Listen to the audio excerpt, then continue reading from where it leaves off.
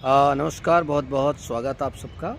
जितनी भी सारी एएनएम हैं, अब सबके कॉल करके तो नहीं बता सकता, तो एक चीज़ ज़रूर बता देना चाहता हूँ कि आज का जो हियरिंग हुई है उसमें क्या क्या मुख्य बिंदु क्या थे और क्या चीज़ें हैं और आपके प्लस में हैं निगेटिव में है।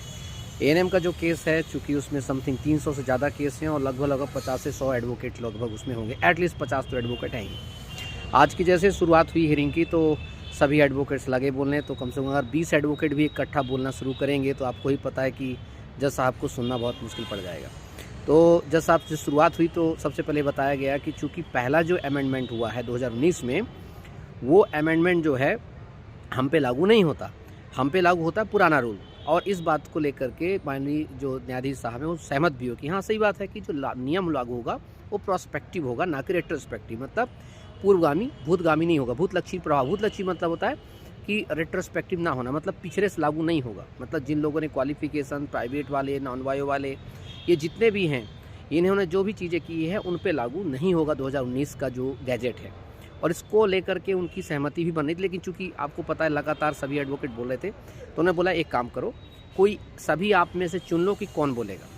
तो सभी एडवोकेट बोले ठीक है सर, कोई नेक्स्ट दे दीजिए, हम सभी में से मिल करके हम चुन लेंगे कौन बोलेगा, उसको सब चीज़ें दे देंगे, तो कोई एक एडवोकेट खड़ा होकर के बात करेगा, सारी चीज़ों को रख देगा।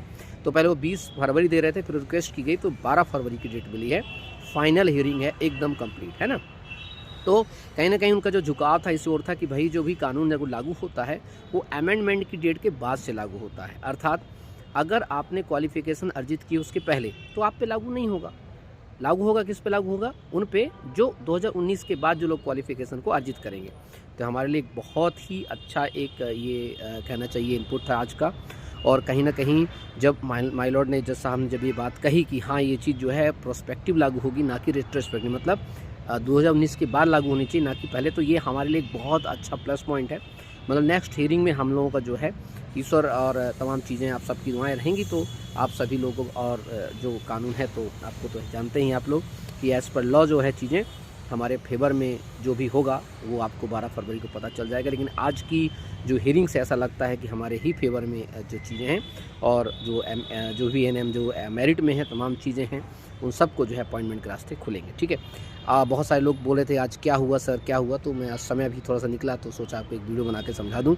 सभी से कॉल पे बात कर पाना संभव नहीं है। Thank you so much. जय भारत।